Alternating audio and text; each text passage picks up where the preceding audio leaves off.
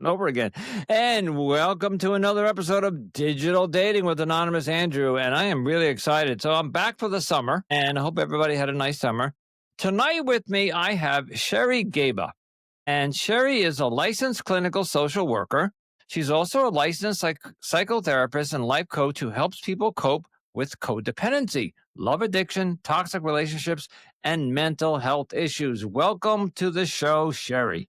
Thank you, Andrew. Really happy to be here and thank you for what you're doing in the world. I know that putting a podcast together and interviewing different guests and all the things involved, Yeah, thank you not for doing easy. it. And it's a great topic. The digital dating is a great topic for all of us that are single, that are in the Yeah, middle of this crazy it's a maze. great topic, and there are a lot of podcasts out there trying to tackle it, but I try to tackle it from a different perspective, from really just me being single and in the trenches. Yes. But I like having people like you on who are, and I heard you say you're single, so I guess you're in the trenches with me. Yep. But I've you been in trenches on and off for a long time. Yes. but you have something I don't. You have a background of education. I mean, I have some experience and I dabbled in alcohol abuse and things like that, but you were more clinical. So tell us a little bit about that. Tell us about your practice and what it is you do. So I started out actually working in recovery. I was married to an alcoholic and we had a great marriage until he relapsed. And I sort of hung around for a few years to try to help him. And unfortunately, he didn't get sober. So what happened is I ended up on Celebrity Rehab, which is with Dr. Drew. I was the therapist on the show, kind of in So the what? sort of with there were counselors, and then I did the family program. I worked at Promises, which was at one time a very famous Malibu rehab in the old days. And I just realized after a while, all I'm doing is talking about addiction. When I'm not an addict, I'm not an alcoholic. I was a love addict and I am a love addict in recovery and a codependent in recovery. And I went, wow, this is really codependent, like talking about the addict. I really need to talk about my story. And I want to really help people that have been down the road that I've been on. So, first of all, I have great respect for anyone that gets sober. Every minute counts. I know how hard it must be because I have my own addictions or had my own addictions, and that was love addiction. And really, they're all the same. They really do touch on the same neural pathways. The only difference is it's not a substance, right? So love addiction is more of what we call a process addiction. So if you look at love and exercise or internet or gaming or shopping, those are all mood altering activities and behaviors, but it's not a substance. But it actually creates that same euphoric state that a mood altering substance would create. So, what happens when someone's a love addict, it's their whole identity. And when a breakup occurs, it's like death for them. They often have anxious It's attack. withdrawal. It's withdrawals. Great. And maybe with your background, you get that. It definitely is a withdrawal. In fact, I was going to mention that in some of the symptoms. If you're asking yourself, well, am I a love addict? I seem to be addicted to love. I always want to be in a relationship. Like, am I a love addict? So look at whether or not you're always over adapting to what others want. So you sort of turn yourself into a pretzel to be with someone. So that's sometimes a sign of a love addict and a codependent. You have no boundaries again. And codependency and love addiction kind of overlap, but you have this fear of letting go. You have a fear of the unknown. And if you think of addiction, Andrew, I'm sure you can relate to some of these. Then there's an attempt to change someone to be what you want them to be, rather than accepting them for who they are, which with alcoholism, you can't seem to, addicts can't accept that they're an alcoholic. So here you can't accept the person you're with. You have sort of a fantasy of who you want them to be. You need others to feel whole. You look for others for affirmation and for worth. You have a huge fear of I'm going to abandonment. stop you and ask you a question because I did this. Was with somebody and I fell in love with a version of her that I wanted her to be. So that could be a sign of love addiction. It can also Okay. be codependency, or it could be a sign Thank of you. Okay. worthiness, like just not feeling like you deserve more. But there are other layers because if you end up with a toxic person, a narcissist, sometimes you end up in these situations and it has nothing to do with love addiction. You got in, you got in a bad situation. Maybe you didn't see the red flags, or maybe you did, I but ignored them. you ignored them. Okay. So They were waving lifeguards. well, then that And goes back to that feeling of emptiness, which I know in addiction, we always, there's always talk about this chronic feeling of emptiness. And so the alcohol or the drug fill that emptiness. Well, same goes with love addiction. And also we have to be easy on ourselves. Sometimes it gets lonely. Sometimes we're single for longer than we want to be, and we end up settling, which is not a great idea. And it usually will end up with the outcome that you ended up with. But sometimes we're just human, right? So I don't want anybody to feel that if they've gone down this road, they've ended up with a toxic person or they ignore a red flag, it happens. We're human. This is life, right? So well, that's what I had to. So the audience, some of them know this. The first season was all about boo-hoo me, look what she did to me. But seasons 2 and 3 were about me trying to readjust to the fact that yes, I am human. I made these mistakes, and it's time to learn from those mistakes and move on. I had an issue with living in my own skin, so that goes back to the love addiction and codependency because I needed a woman on my arms. Probably needed a man on your arms. I'm guessing because the love addiction is about having to be in love with somebody. I guess. it's two things. It's being in love with love. It's not wanting to be alone. And yes, it can be the idea of someone Thank you.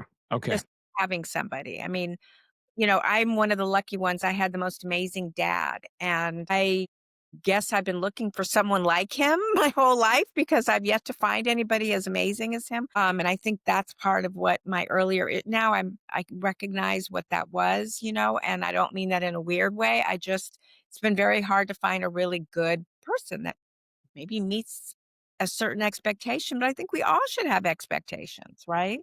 And sometimes we're just at the wrong place at the wrong time. It can just get messy. Being single and dating is messy. Relationships are messy. Anyway, so getting back to love addiction, it's very obsessive. So when you first meet someone and you fall in love instantly and you think about them constantly and you're fantasizing about a future together, that can be kind of normal for regular love. But for love addiction, it's all the time. It Hmm. feels like you're responsible to fix that partner, to make them perfect. Oh, You're not your authentic self without that partner. You're always changing, and then you're also changing yourself to suit them just to be with someone. Because remember, going back to, like, I don't wanna be alone, it feels empty. So you end up, like, turning yourself again into a pretzel just to be with that person. I was always a people pleaser, which I think was part of my alcoholism. I did all my 12 steps. So we found out that I just wanted to fit in. But in a relationship, I did whatever you wanted to do so you would be happy with me. I didn't want to be in the doghouse. And I don't know, I don't want to use terms or Yeah. label. Probably a trauma response, and I've never met an addict or alcoholic that doesn't have codependency. I mean, when I talk about my ex-husband's story, he worked in the studios and he had an accident, and the reason he had the accident is he couldn't say no. So he was a chronic people pleaser, and it was really the people pleasing and the codependency that took him out. Because once he had that accident, then he got back on drugs and alcohol. So I think it's really common if you're an addict or alcoholic to have a history of people pleasing, codependent, and stuff like that. But anyway, you're always hyper vigilant. You overreact to the slightest sign that your partner's not interested. So there's a lot of insecurity. You feel empty and lost or unworthy if you're not in a relationship. So that's pretty much what a love addict is. And again, overlapping with codependency. Would you didn't mention this, and I don't know if you dabble in this, but the attachment theories, do they fall anywhere in here? Because I was anxious attachment all the time. I think most love addicts are anxious Okay, attachment. I'm disorganized, so I'm either like, "Come here, go away, come here, go away." And unfortunately, I mean, I've worked very hard towards secure attachment, so I think I'm pretty much closer to secure because I've worked really good, hard on myself. good. But, I mean, it's about time.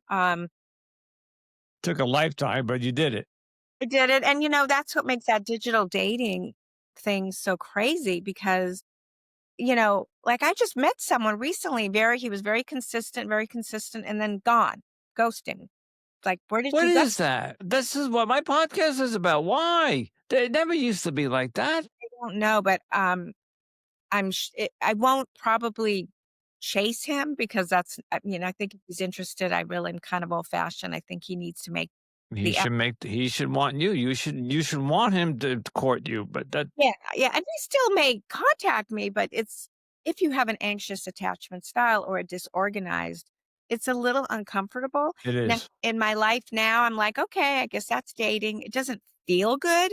In my old way, before I worked on myself, I would have been like frantic. I would have taken it personally. I would have written him. I would have called all my friends. What's wrong with these guys? I mean, it would have been just this whole thing. And now I'm like, yeah, this doesn't feel good, and it doesn't feel good to my nervous system because there was sort of this consistency and then it just dropped. So I think it's normal, even if you're a secure relationship, that if someone is being pretty consistent and then they drop off the map, I mean, it's a little Yeah. uncomfortable. It's not normal. So we so we as humans have a reaction to that. I get that. But if Yeah, you're more secure, like you it's not normal. I would say it's normal for digital dating. I think that's what we have to good get good point. to deal with. We have to say, okay, if I'm going to put myself on an app, which, like you were saying earlier before the interview started, it's real hard to meet people if you're not doing the app. So here you are, you're saying, okay, I think you have to accept that there's going to be a fair amount of this kind of behavior because let's face it, they're just going to swipe. And if maybe there was something I said in a text, or maybe they found somebody prettier, younger, there could be all kinds of reasons. I think we have to accept this is the nature of this kind of dating. Too many choices. It comes down to numbers. I've heard that many times. Is the women and the men are sometimes their inboxes are just overflowing. I had a question for you there, and it just went out my head, but it'll Well, come back. I'll go into that anxious attachment stuff because I think you brought something important.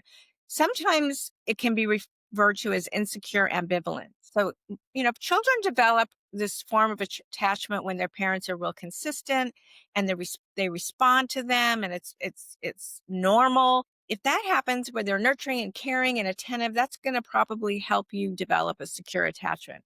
But if they're cold or rejecting or emotionally detached, the children aren't going to know what to expect. And they're going to become adults who desire a lot of connection with their relationships, sometimes to the point of being clingy. So I had a great dad who was very consistent. My mom was not so consistent. So that is where I sort of developed a disorganized style. When you have a disorganized style or an insecure attachment, you're very aware of any slight changes. You're very hyper vigilant to, oh my God, like I guess, and with the digital dating, you're going to be hyper vigilant to, is he going to text me? Is he not going to text me? And it can really increase your anxiety. So it's really important to just kind of have this attitude of, well, I guess this is what it is. How can I regulate my nervous system while I'm going through this dating experience? Like I'm feeling really unregulated. This person's not contacting me. What can I do to manage and self-soothe on my own without going back to the app and like, okay, well, I'm going to get him and then start picking. What can you do for yourself first? Right? Does that make sense? Yeah. And what can you do? Self-soothe, self-regulate. How do you do that? There's all kinds of polyvagal exercises that are out there. Things like humming, doing the voo sound. These are all self-soothing techniques. Rocking back and forth with this will regulate your ventral vagal. When we talk about our nervous system, that is our ventral vagal, and we're trying to calm it down. Okay. When you're like this on the dating app, you're up here and sympathetic, and then you're disappointed. You go into dorsal vagal, and I don't want to get too. I don't want to. Tech techie. Okay. Techie, like too many big I don't want to words. get too. I guess what I want to say is we got to regulate our nervous system. We got to regulate our ventral vagal system. Splashing cold water on your face, tapping is a really great tool. These will Yes. all get you back to a regulated nervous But system. don't go back to the dating apps and either look for them or look for somebody else because you're just gonna it's like repeat, rinse, repeat all over again. It's To a certain stay extent. I mean, sure, you're going to go back on it, give right? it some time. But give it some time to just get centered with yourself because otherwise then you're going to be desperate, you're going to be clingy, you're going to come off insecure, and you're just not in a place to do that, in a healthy way. It's not a healthy dating environment for you if your nervous system is all dysregulated. One of you sent me a list of questions, and some I had for you. One of them has to do with trauma and avoiding picking a toxic relationship. So you and I are now talking about dating. And if somebody contacts us and we go on a date or two and then they disappear. So let's put that imaginary couple together and they go on 5 or 6 dates and maybe they decide that they want to be exclusive. At what point do we, especially for the woman, but I'm going to say for the man too, because I picked somebody that was very toxic 4 years ago, longer than that, but whatever. How do we not pick toxic people? Like so in other words, you talked about your husband, I think, with being an alcoholic, and I'm an alcoholic. So how do we look at those flags First of all, early on?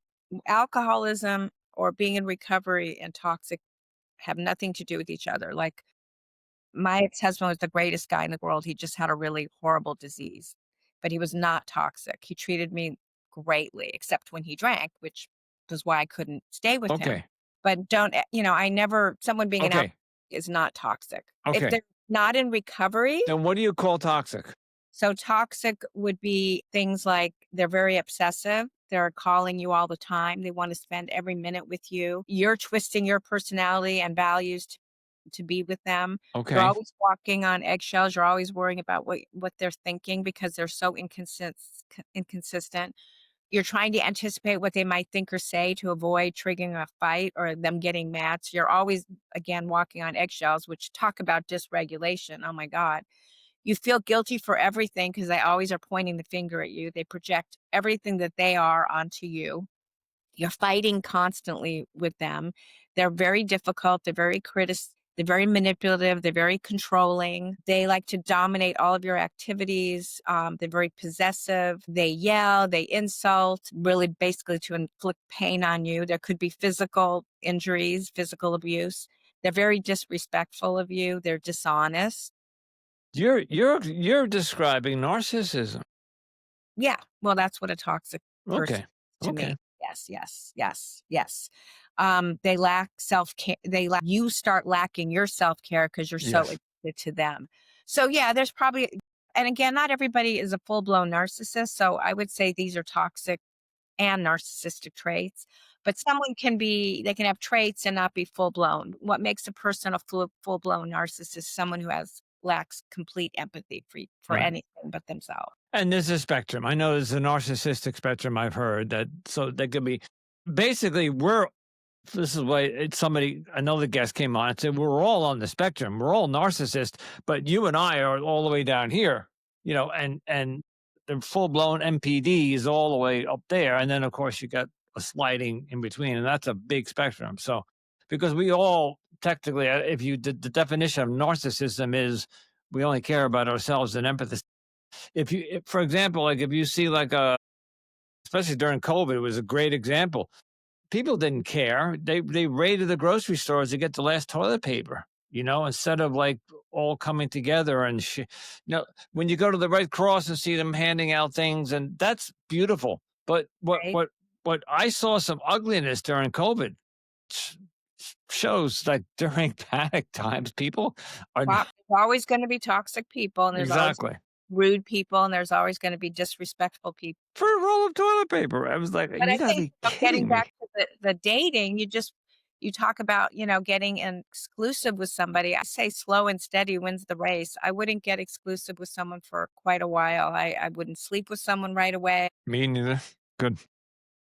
because you just don't know what you're dealing with. I've been probably with 3 toxic slash narcissistic people. And I mean, I wasn't as familiar with all this at that time. And I wish I would have given it more time because they really, really were awful. And they were I awful. don't wanna put you on the spot, but give me a number. When you say don't get 3, I involved. mean, I've been with probably, I married one and left him after 4 months because he was so abusive. And then there were 2 more that were So very, when you say don't sleep with them, don't get involved, don't commit to them, don't get in so you're talking 3 months, 6 months, or you just there's no yeah, number? as long as you can hold out, honestly, because you're Okay. really going to see the red flags for a while. I mean, you're Because 'Cause not. they're gonna be on their best behavior. They're on their best, they're love bombing you, you're everything. And getting back to being a codependent or a love addict, you want that attention, you love that attention. That's what makes you good. And if you feel empty inside and they're giving you all this attention, you're going to be very, very vulnerable to that kind of person. At least that was my story. So that's why it's so important to feel good within yourself, to feel like a whole person. I love my life. You have to love your life. I would love to meet someone, but I don't. I just went to Europe for 3 weeks. I didn't need anybody to go to Europe with. I mean, I have a great, great life. Would I love to add someone? Absolutely. But you can't make someone your life, or you're going to be very vulnerable to toxic, Correct. which is what I was when I at a younger time in my life. Yeah, and that's what I did. I made my universe. She was the center of my universe, and that's just not a good idea. So let's. I'm just following your list here now. So the Sure. next step would be, how do you know if you're in a toxic relationship? Because let's say you didn't follow your guidelines of waiting as long as you can. Let's say you fell in love or fell in and you had sex with somebody 3 months in and committed. What are the signs? Well, I can tell you the signs of why do we become addicted to toxic relationships, and then we can get into how to break free. Okay. But a history of toxic relationship usually starts out with our parents that were dysfunctional. Our destiny is going to be dictated by our subconscious desire to resolve those unresolved issues. So if you come from a lot of trauma and you have a lot of unresolved issues, you're going to fall prey to those kind of relationships much easier.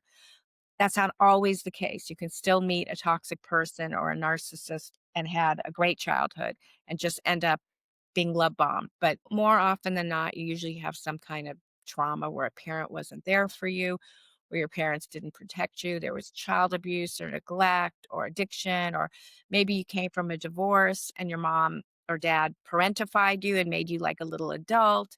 And you're just going to keep repeating that same cycle in your adult life. So that's why it's really important to do trauma work, trauma therapy with someone like myself, to not so that you don't repeat these cycles. So you don't do what's known in the psychological world is repetition compulsion, repeating and repeating until you think you're going to resolve it, and you're not going to resolve it in a relationship. You have to resolve it with yourself. But again, the caveat being you can still end up with a toxic person even if you had the best childhood in growing up.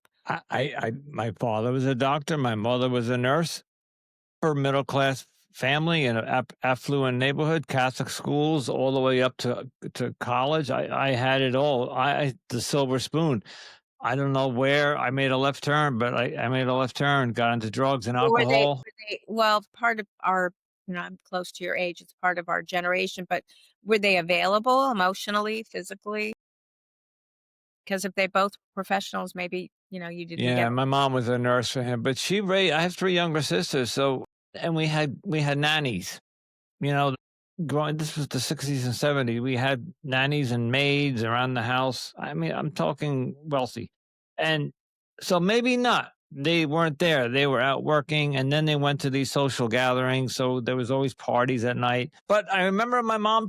It sounds like a great recipe to not feel really like getting the attention that you might have needed. I'm Yeah. saying, they had to make a living, I get it, but sometimes, we And they gave us a nice living, a nice life, they gave you childhood. a nice life, but they also didn't, like, my mother too worked, and I would have much rather had her home baking cookies, but they Yeah. felt that in order to have extra things, she had to work, but I think that I missed out on a lot, not having Right. a stay-home mom. And my dad was not around. He didn't fly kites with me and he didn't take Well, me there to you baseball go. games. There you go. So you didn't get what you needed, so No, no. if you got with the right group of friends at the right But time. financially, he was there. He was like, colleges and anything I needed. So, but that doesn't solve. No. That Okay. doesn't take care of the emotional and physical needs that you had as a child. No. I mean, that's nice, but it definitely could Yeah. cause. I look back at it and say, at least I had a nice childhood. And then I say, well, did I really? Because I can see some of the things that went wrong there. So, okay. So how do we overcome these relationships? So we have Okay. to start looking at every relationship that enters our life as opportunity to heal and grow and become more self-aware. So even these things that we call quote mistakes, they're not mistakes because we're going to learn from it. Our focus has to shift from the outside in, and we say that a lot in recovery communities. It's an inside job, not an outside job. Every relationship is manifested into our lives to mirror the relationship we have with ourselves. So if we're not feeling good about ourselves, that's what we're going to attract into our lives. Agreed. And as far as the digital dating, you're going to attract a lot of that and has nothing to do with any of this. That's just digital dating. Eventually, if you are working on yourself and you feel good about yourself and you feel like a whole person, you will attract somebody great because that's just how it is. Um, like attracts like, right? So if we're attracting toxic relationships or continue nurturing our addiction to them, it's because we have a toxic relationship with ourselves. So we have to stop that. Okay. And we have to investigate the roots of this internal addiction to our toxic self, that dark side, get a good trauma therapist. Be aware that healing an addictive toxic relationship with ourselves doesn't happen overnight. Accept and welcome the process. It's a work in progress. It's uncovering and resolving all that, toxic childhood shame. Start building connections with your healthy self, your spiritual self. At the beginning, it's just more about having a relationship with yourself, liking yourself, going on a date with yourself. Going, I love my life. Like waking up and saying, I love my life with or without somebody. Would I like someone? Yes. But I love my life. Find the light in you and love it. Love it madly.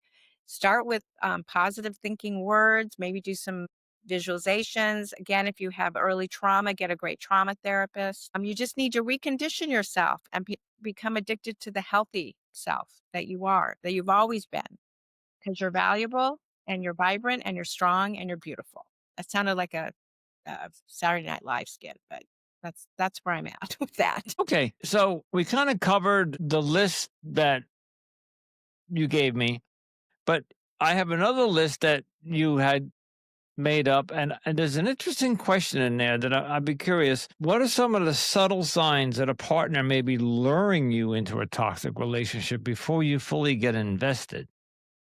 I think those were some of the things I was saying earlier. It's the love bombing stuff. It's the being very possessive, obsessed with you, calling you all the time, sending you flowers, telling you they're going to take you on this great trip, But telling you, they're going to marry you on a first date. I mean, just over the top efforts that But if just, you're single, and at the time that I did it, this was right during COVID. And COVID, there was supposed to be lockdown, and I was being told so many of these things that we want to hear those things. We want to be told that we're handsome, we're beautiful. We want to be told that some of these things. So we have to separate in our head the rational from the unhealthy things that we're hearing, because half of it says, "Oh, this sounds so nice." But what you're saying is you have to have a, yeah, I think when it's over the top and it's just all the time and you feel like they're trying to get you hooked in really fast. in other words, you'll have that feeling. Yeah. Yeah. It's not normal. They just are trying to manipulate you to get you hooked in. Yeah, it's over the top.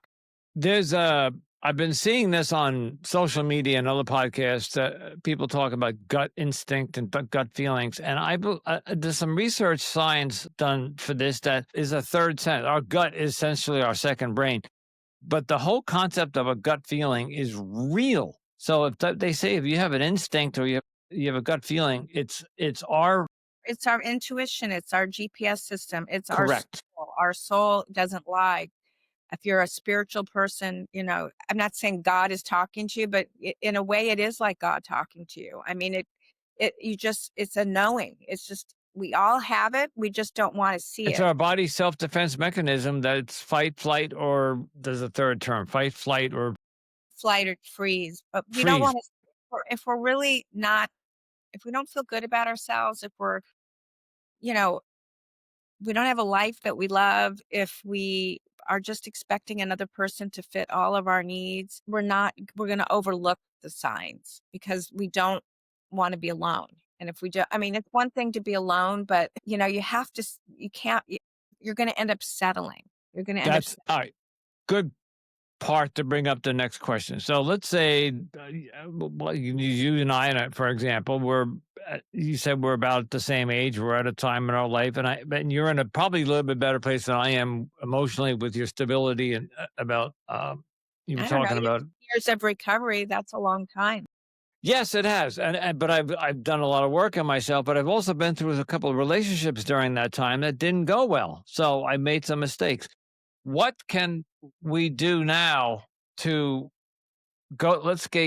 So we got two types of dating. We brought up digital dating, which is the name of the podcast, but it's also a type of dating scenario. You go out in the world, you go on dating apps, you can go to speed dating events, and there's AI now they have AI dating. What do you teach your clients? Do you want them? What is AI dating? Oh my God. Oh, it's a whole bunch of apps coming out now. I'll try to do this in a minute or less. There's an app. I'm not going to name the app because I'm not going to give them a commercial, but the owner was on. But there's an app that you talk to, like ChatGPT, and you tell it all about yourself. You upload 6 pictures and you tell it what you're looking for, and that app will go out and find you a match. And it comes back to you, shows you that profile, and says, "Would you like me to introduce you to her?" It's simple as that. No swiping. There's no rejection. And if I say no, she doesn't know that I rejected her. So, and the reverse is true. My picture is being shown to people, and it sounds creepy because you talk to a bot, but you don't have to sit there with your phone and type in all these bio and silly questions. It Sounds like it's like a bot matchmaker. is. And I know we're not ready for that yet, but it's here. And I know AI is here. And I bet, do you use ChatGPT? I do. Yeah. So it's here. And they just took it and they manipulated. As a matter of fact, the owner was on my podcast and he told me that they use ChatGPT's engine to create this. And I have it and I'm using it. Unfortunately, everybody's in LA right now. So they keep matching me with people in LA and I'm in New York. It doesn't work. But the concept is cool. It really is.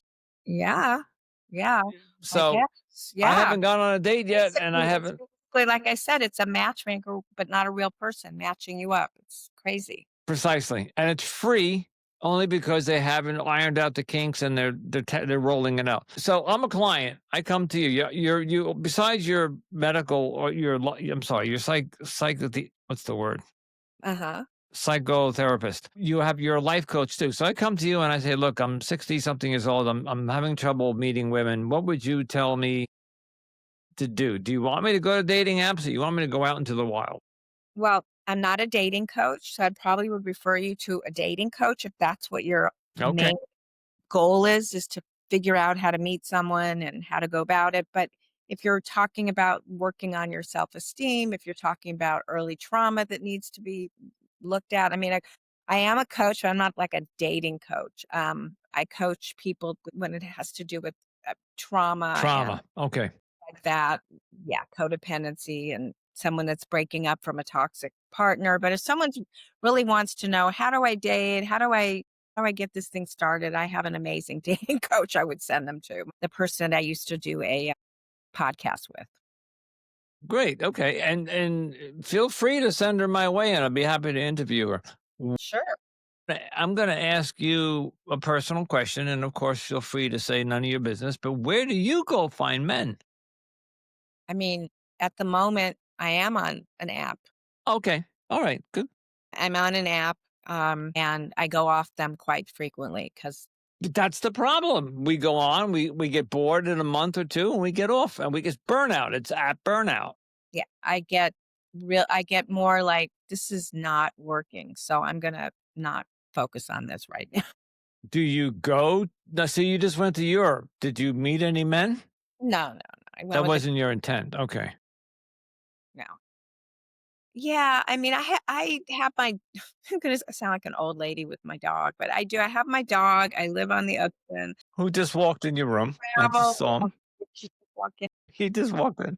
I mean, I'm not saying I wouldn't want to meet someone. That's why I'm on the app, and it would be fun to once in a while have a date or some romance. But I probably won't stay on it for much. This is what I'm. Okay, so this remember before I said you had a question, I couldn't remember. It came back. I'm dating because I'm on the apps too. I'm also in the real world. I play pickleball and I go to the social pickleball clubs, which are just loaded with women my age. And I got a lot of numbers and I'm comfortable enough to approach a woman and say, hey, would you like to play pickleball this week? Or maybe we can get your number. I'm putting it's a little thing, putting together a team. So maybe great idea. Yeah. That's great. And I get women giving their numbers. I have, God, it's growing, almost maybe 24 numbers. Here's the thing. Yeah, Goodness. but they think it's pickleball friendship and I'm putting together teams, and I am. But out of those 24 or so, there's about 4 that I'm really romantically or physically attracted to. And there's 1 or 2 I'm working on, but I'm getting the pushback. I'm not looking for something now. I'm not looking for romance now. Now, I could take that to be they're not attracted to me. Or one woman, I actually sat down, we had a long conversation. She said, I'm 65 years old, I'm retired, and I was married for X number of years and I raised kids. I want to enjoy my retirement and I have no interest in romance. I That's a do not very have interest in thing. sex. Women, yeah, in their 60s, very common. Finding that to be the answer to a lot of women that they just they don't want. They just want to be by themselves. They'll go out and have fun. They're going to go out with their girlfriends. They'll go pickleball. They'll go to karaoke night, but they don't want to be. They don't want men. Especially where I live in Florida, we just wanna have fun. We just wanna have a good time. What section of Florida? I don't wanna say, but Okay, because I'm going down to Boca soon. I'm moving down to a yeah. section. So okay, but I'm just finding that to be a problem. It's like that nobody wants to. It's very normal. I mean, what you're telling me, but also you were a little manipulative by putting a list together and then using that to meet women. Like, I mean, Yes. nothing personal, but that is kind of manipulative. And if somebody did that to me and I thought they were just taking my name to play pickleball and then suddenly they wanna go out with me, I'd be like, "What?" I'd be like, I thought this was for pickleball." Well, if I had time, this started about 8 months ago. I would give you the first 2 or 3 women that I tried it with, and I found out that it didn't work that way. So you're correct. The first 2 women I tried it on, I said to them in the parking lot, "I'd like to take you out for a drink tonight." And I don't drink, but that means let's go out for something, coffee or whatever. And she said to me right then and there, "I thought this was pickleball." And I said, I don't think your basic idea is wrong, like, you're trying to but I think maybe another approach would be just to put a social thing together with possible dating implications, so people don't think it's just pickleball, like, I'd call it a singles pickleball list. "Interesting. Okay." In other words, at least if you add the singles, then They people think, "Oh, I know what you're trying to do, and it's probably a great idea, it's just you gotta come." structure it differently. I think so. Otherwise, it feels like you're coming in the back door or the front. Yeah, I can see that. Maybe that's why I haven't had success. I mean, I give you what is it, an A for effort, E for effort? I E for mean, effort. Okay, I'll take it. I'll take it. there's nothing wrong But with Andrew. I just think I'm just thinking from my perspective, I would feel like, "Huh? I thought this was just for pickleball." yeah, well, but ironically, there's 1 or 2 of them that we do go out for coffee afterwards or the beach. I live right by the beach. So you're in Florida, I'm in New York, but just take a guess on where I am I'm on Long Island. So take a guess. I'm by the beach. And we go down to the beach after pickleball. We go down to the boardwalk and we walk and we stop and get either iced tea or iced coffee or whatever If I were you, Andrew, listening to you and getting to know you this hour, I would say I would try to just make friends, and then whatever happens, happens. happens. Because I think this need to have someone and really want to have someone as a companion is gonna overshadow your goal of really finding somebody. I'm a big believer in let the universe do the walking, and that comes from the 12-step program. Try not to make it happen, let it happen organically. And I know it's hard. I mean, I know it can be hard. I get it. But that would just be my opinion. And I thank you for that. And I agree with that because number one, it hasn't been working. And number two, because women have said to me, I thought this was pickleball. One woman, I texted her, she goes, I thought we were good, so I got put in my place real quickly when I did that. So I mean, it's you're in the program. You have to detach from the outcome. Complete. correct. Sherry, we're going to wrap it up. I would Okay. like you to talk about your practice a little bit, about where we could find you. You also said something earlier about a book. Tell me about some of the books you have. You can find me at sherrygaba.com. I have a free ebook. You can go to sherrygaba.com/NP quiz. You can take a quiz to see if you are in a toxic relationship and get the free ebook. And that's sherrygaba.com/NP quiz, which I think Andrew is going to put on. I'll put in the show notes. Yep.